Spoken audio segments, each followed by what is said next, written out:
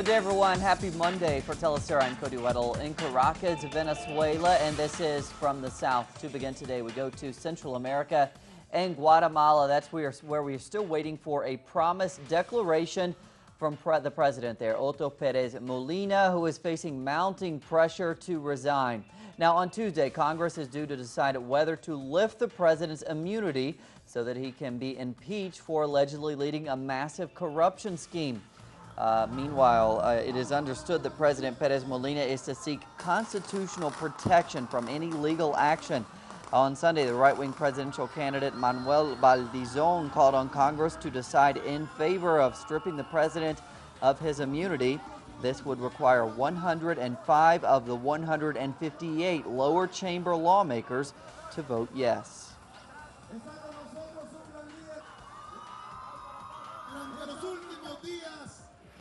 During the last few days, we've had a state in crisis, a Guatemala without hope, a government that has fallen into the lowest stages of corruption.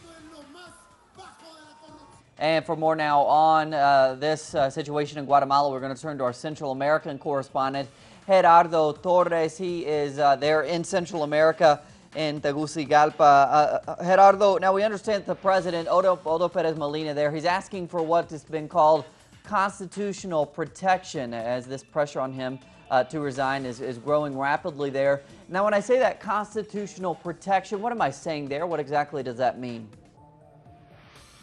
Well, this means that the president of Guatemala, because of his charge, cannot be sent to trial. And what the opposition and the society of Guatemala is demanding is that he renounce and he accepts to put on an investigation without this protection. What the Congress can do is that the Congress can vote to force him to be in an impeachment.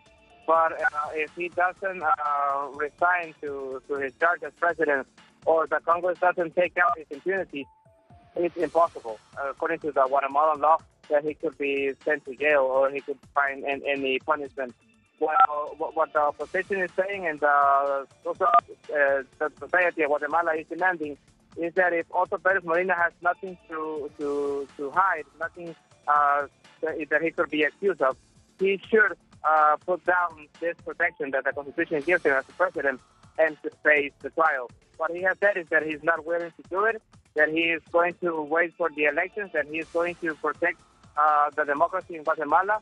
And what happens is that if he doesn't renounce this and the Congress doesn't make any action, when he gives away the presidency, he's still a lawmaker of the Central American Parliament. So what the Congress can do is try to pressure him or try to make a decision, but the Congress doesn't have enough votes to do it by itself. And let's talk more about the country's holding elections next Sunday. Do you think Guatemalans are likely to punish his party there, Pérez Molina's party? The thing is that what the leader party is doing with Valdizón is trying to get all the votes of all these people that is outraged and is mad with angry for what's going on in the Guatemalan government. The problem is that the people that are in the streets, the majority, don't see Valdizón as a candidate of their own, don't see Valdizón as something different of the political class that has been ruling Guatemala for the last decade. And the problem is that they don't have a candidate. Many of these groups have been demanding that the elections would be postponed. This is not going to happen. The elections are going on Sunday. What people say is that they're going to let the election happen, that maybe the social movement that started as an anti-corruption movement can transform into something different. They will keep their eye in Valdizón as strongly as they did in Otto Pérez Molina, in all the Guatemalan political class that has been proved that is very corrupt in many of the public officials that is made of.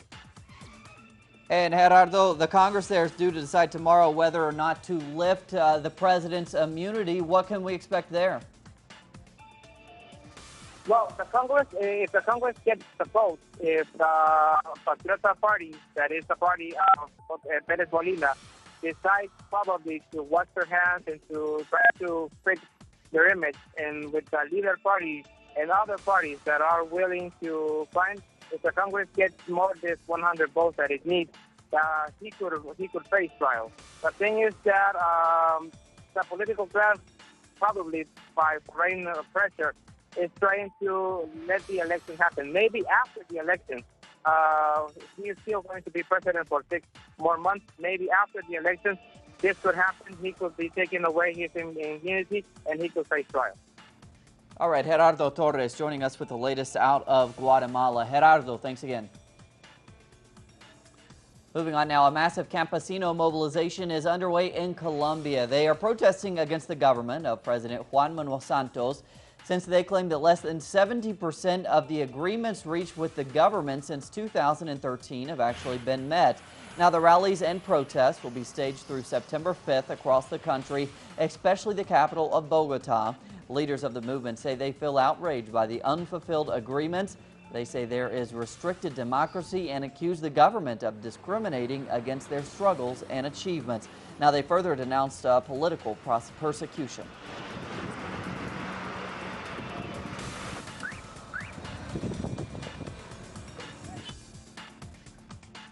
Live now to Bogota and our correspondent Natalia Margarita. Natalia, is that mobilization there already underway? And what can we expect today and during the rest of the week? What are those campesinos demanding there?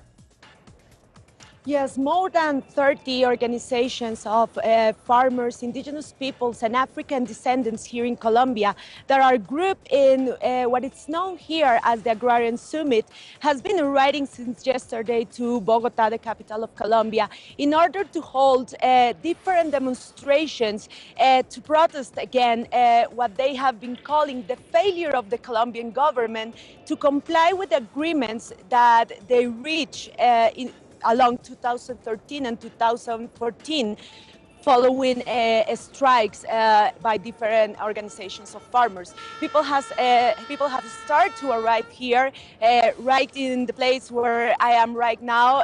We already see some hundreds of campesinos from all different state departments of Colombia. And at 2 p.m. local time, they are gonna hold the official inauguration of this event where they are gonna release the agenda of this whole week of mobilization here in Bogota, Cody. Natalia, I want to touch on another important topic now, if you'll let me here. Today marks 5 days without any repatriations of Colombians on the Venezuelan border. Now, how is the Colombian government reacting to that situation currently? Well, that was in fact acknowledged this morning by the Minister of Interior in an interview with a local radio station. He said that in the last 4 or 5 days, they have no report of Colombians being repatriated to this country. But also something that is very interesting, Cody, is that here, as I am covering this Agrarian Summit and the arrival of thousands of campesinos and in general rural residents, they have been saying that in a way this lack of support and abandonment of the rural areas in Colombia has to do with the situation, the crisis that have been unfolding in the border regions. They have also said many social leaders, for instance, from the Catatumbo region that is right in the border with Venezuela, I have been speaking to them, and they have said that many of those Colombians that have been going to Venezuela is due to the lack of opportunities here in this side of the border, in the Colombian side of the border. And they have also acknowledged the way how they found in Venezuela like a hand and a lack of opportunities that they were lacking here in Colombia. They have also called for to keep on insisting with the bilateral negotiations, and that by no means the very important role that Venezuela is playing in Colombia's peace process should be broken or damaged, Cody. And that's an aspect of this situation we're certainly not hearing about very much in most of the press coverage we've been seeing. All right, Natalia Margarita reporting from Bogota for us. Natalia, thank you. Back to you, Cody. And we stay in Colombia now. The FARC negotiating team has expressed optimism at the progress of the peace talks in Havana, Cuba. Rebel leaders have proposed the creation of a pact with the Colombian government in order to find people forcibly disappeared as a result of the more than 5-decade-old civil war. Now, the government has said there are over 50,000 cases of forced disappearances. The leftist FARC guerrilla also said that demining will recommence this week.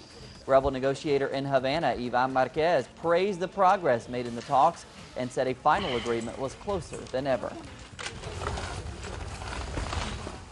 And meanwhile, a nonprofit organization has delivered a mine-free zone in a mountainous region in northwestern Colombia. 15 families will be able to return to La Honda, east of Medellin, which had become a minefield in 2001 and was abandoned. Now, 10,900 people have been victims of landmines in Colombia since 1990, being the second most affected country in the world after Afghanistan.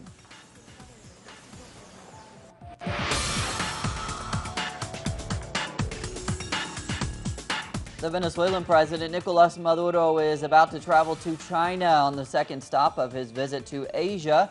He was in Vietnam earlier on Monday, where he met his counterpart, Trong An Dong, and signed agreements to set up joint ventures in agriculture as well as gas and oil.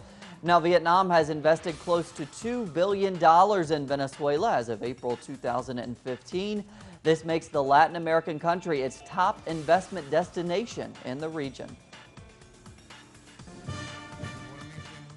We have discussed about widening our strategic ally in the field of energy.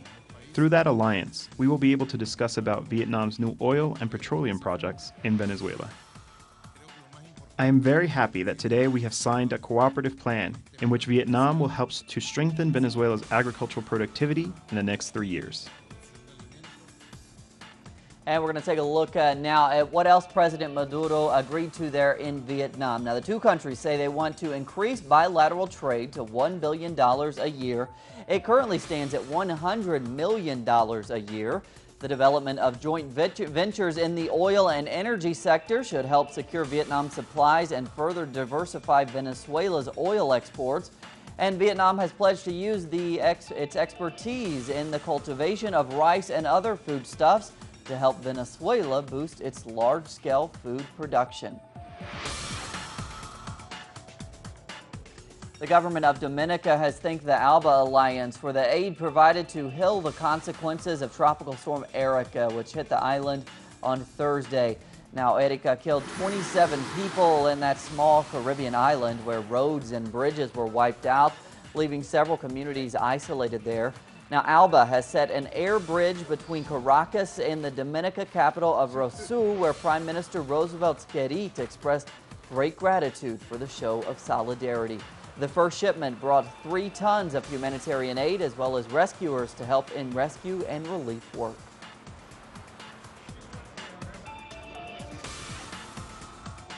And now we're going to head to Argentina. That's where the grandmothers of Plaza de Mayo are holding a press conference now to announce the discovery of another disappeared grandchild. This is the 117th grandchild recovered, and her true identity was revealed just 2 days ago. We go now to, I believe, Leo Poletti Caduti there. Hello, Leo. Good to see you there. Could you tell us about the story of the found granddaughter there? Who were her parents and exactly what happened to them? What's her story?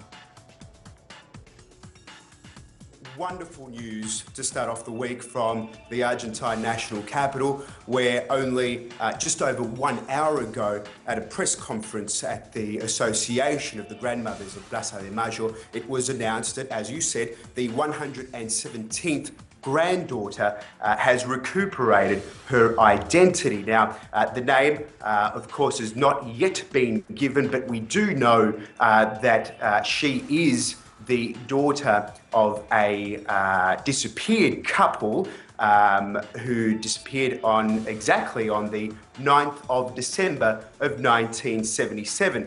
Her parents, Walter Hernan Dominguez, and her mother, Gladys Cristina Castro, who, as I just said before, disappeared on the night of the 9th of December 1977, the day after, yes, the 10th of December of 1977, the search for the grandson, because the parents of the disappeared couple back then have always been searching for a grandson, because they were always under the impression that it was a baby boy who was on the way. Well, it turns out it's a baby girl who is now 38 years of age. She was born in March of 1978, and it's taken 38 years to finally find out who the granddaughter of these grandparents who have essentially been searching for the identity of their granddaughter for 38 years now.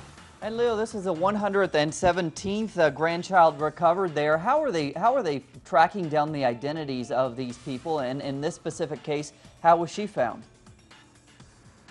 Well, it must be said before to answer your question there, Cody, that the grandmothers of Plaza de Mayo have estimated the amount of children who were abducted from those ruthless military generals of the civic military dictatorship, which was in effect here in Argentina between 1976 and 1983, at the number of 500 children. That's right, 500 children.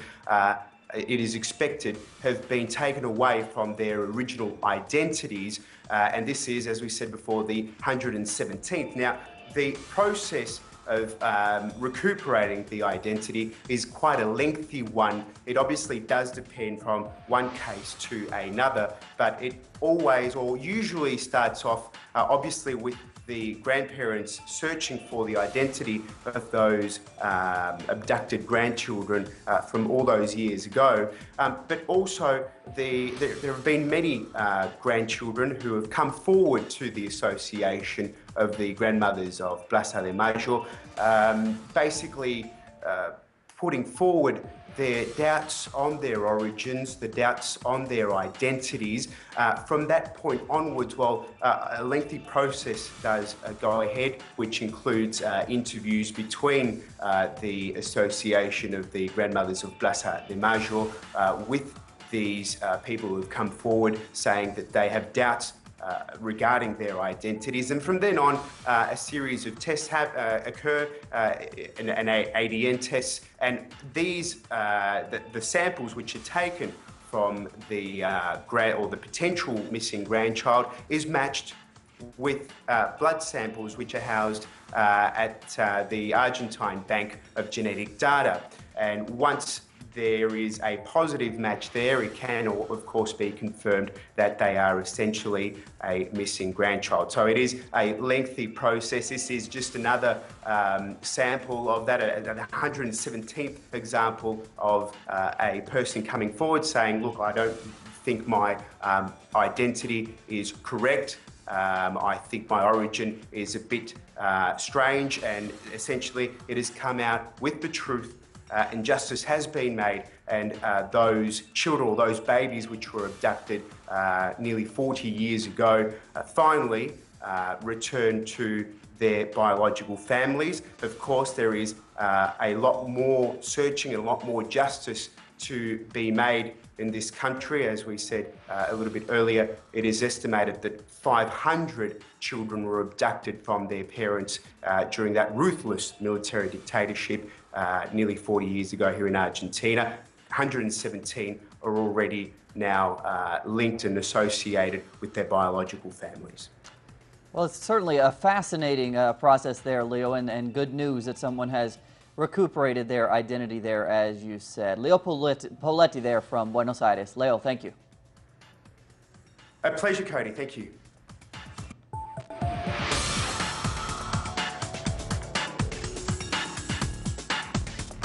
Around the world, the government of Macedonia continues to provide trains for refugees to other nearby countries. As thousands arrive with the aim of reaching countries with stable economies, Macedonian police and army not only escort the refugees, but also provide them with humanitarian aid. Now, reports are that as many as 2,500 refugees arrive daily in Macedonia. In contrast, Hungary has erected a fencing aimed at preventing illegal border crossings by refugees. A 13-foot wall is also additionally being built, as the barbed wire fence has not been successful in preventing illegal entries. Now, the current 1,000-strong border police presence will also be fortified with 2,000 by the first week in September. As this happens in the border, Budapest's train station resemble refugee camps as hundreds of men, women, and children have taken shelter in them. They're being helped by a volunteers group which provides them with water and medical help.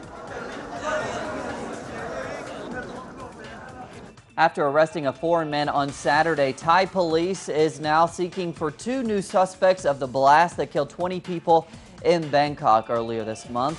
Now, one of the suspects is a 26-year-old Thai woman identified as Wana Swasan, whose picture wearing a black hijab was shown on television. A sketch of an unidentified man with a mustache was also broadcast.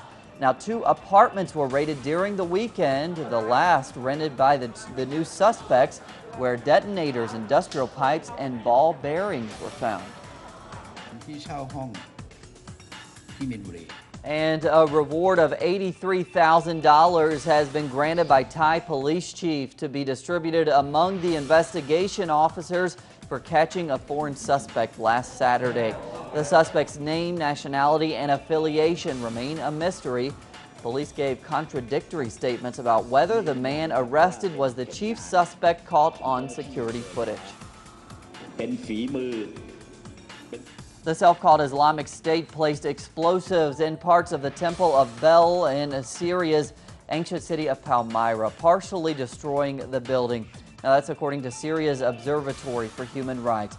The temple has historical and cultural significance to citizens of Palmyra and is the latest in a series of attacks to historical sites committed by Daesh. Now, just a week ago, the jihadist group blew up the smaller Baal Shamin temple in the UNESCO-listed Palmyra ruins. After a 1-week delay, school has started this Monday in the Gaza Strip amid complaints over the overcrowding of classrooms. For more now, we go to our correspondent, Noor Harazin.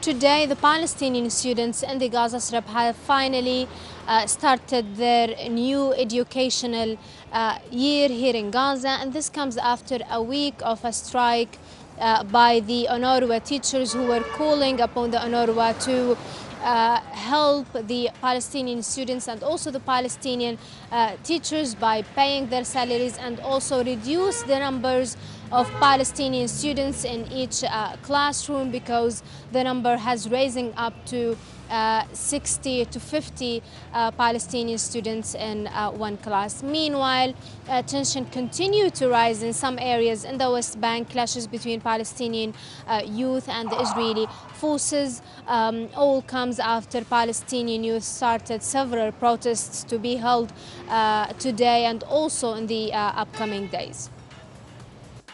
5 people suspected of human trafficking